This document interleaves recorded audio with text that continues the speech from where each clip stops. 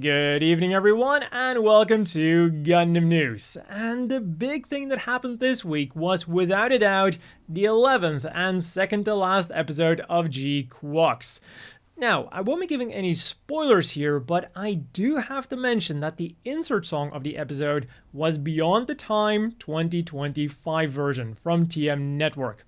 And as with all of the other callbacks in GQUX, it really was amazing to listen to. And if you want to hear it again, then it was also immediately made available on a variety of streaming apps like Spotify, YouTube Music, and Apple Music. And the cover art they're using there, and that you're also seeing on screen right now, is not a spoiler, it is actual artwork from when the original song released back in 1988. And if you need some more GQUX things to watch, then you can check out the 4th GQUX cast talk on YouTube.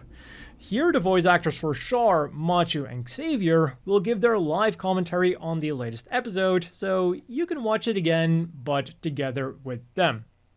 And they'll also give their thoughts on some upcoming merchandise and currently ongoing events, like the Tokyo Tower collaboration. I will have it linked down below, but there are, of course, two things to keep in mind. One, it's only in Japanese and does not come with English subtitles, and two, it is also region locked to Japan, so you'll need a VPN like NordVPN to watch it. And by using the link down below, or the code kkrt, you'll not just get a sweet discount, but you'll also be supporting the channel. Next up then, pre-orders went live for the Metal Robot Spirits GFreD, which will be releasing in December for 22,000 yen, 152 US. It comes with a nice array of accessories, like 4 sets of hands, 2 different heads, being one with and one without the ear funnels, effect parts for the funnels, a shield, a beam rifle, 2 beam sabers with beam saber blade effect parts, and an action base to put it on.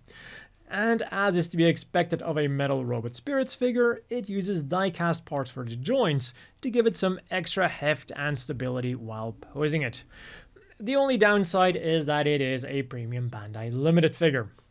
From Cospa then, you can get these acrylic Tsumamare keychains in September, with the name meaning pinched keychains because the characters are designed to look like you're holding them up between your thumb and your index finger.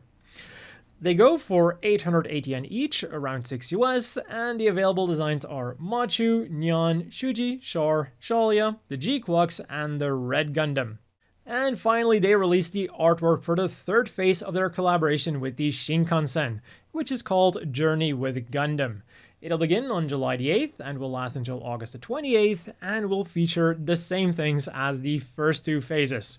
On board, you can listen to a special radio broadcast, and you can really only listen to this on board because not only is it location locked, you have to activate your GPS in order to listen to this, but it's also speed locked. So if the Shinkansen is going too slow, like for example when it only just departed and it's still speeding up, or when it's about to arrive at the station and it's slowing down, you also won't be able to listen to the broadcast.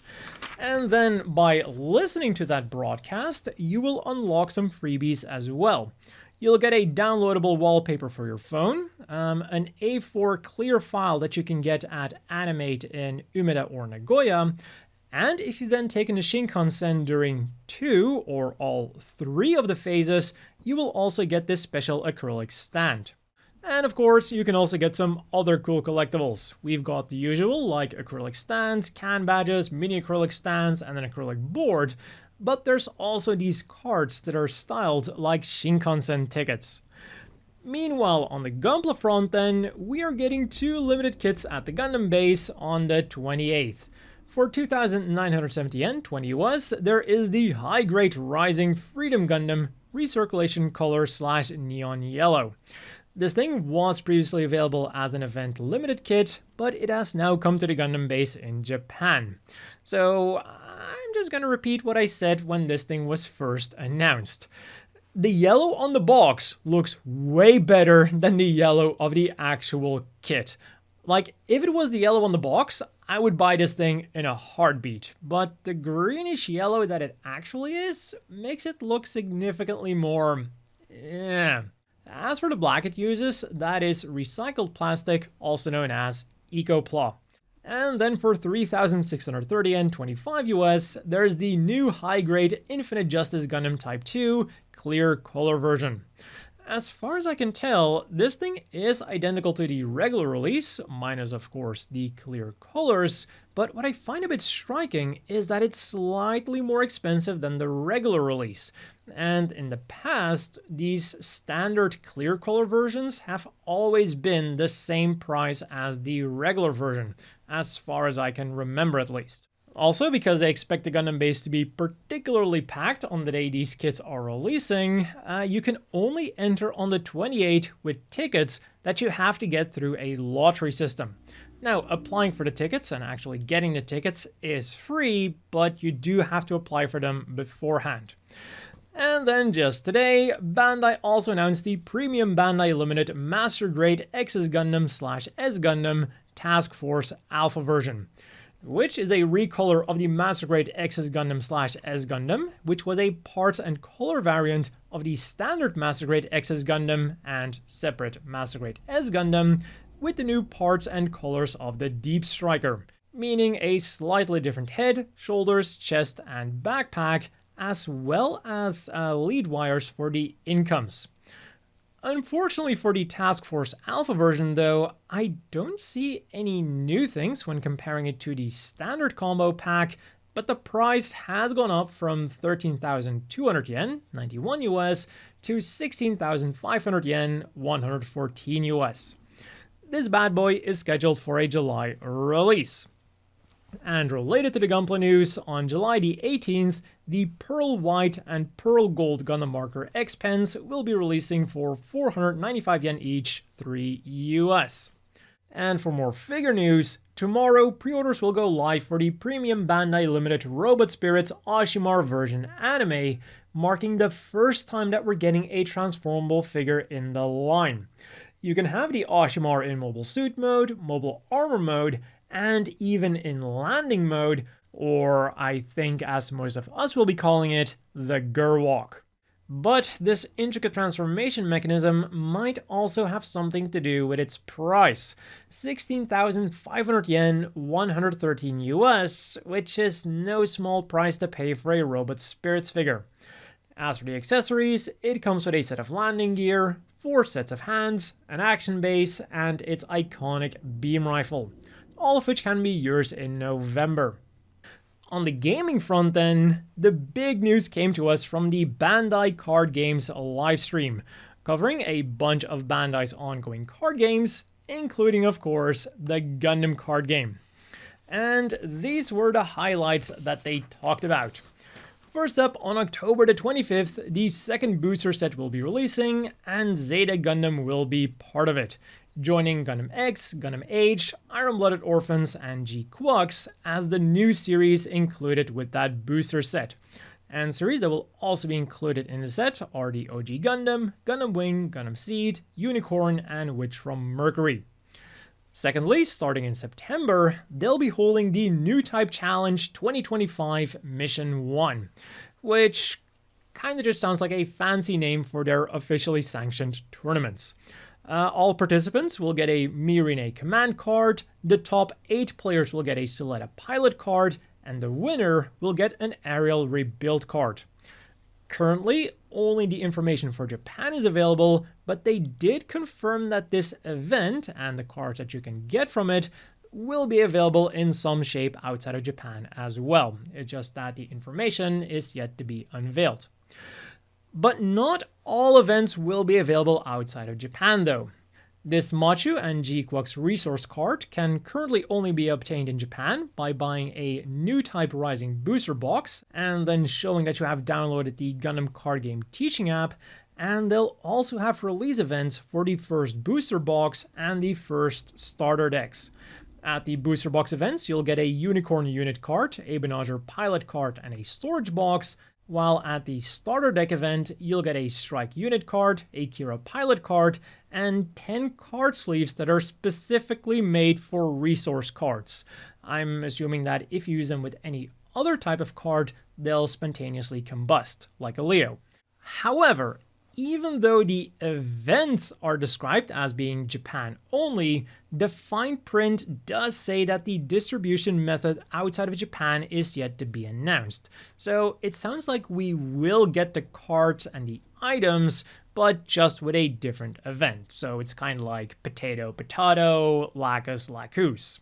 And finally, the Gundam card game teaching app has gone live. It is a completely free app that will teach you how to play the Gundam card game, and even comes with a free battle mode where you can make your own deck and then play with it.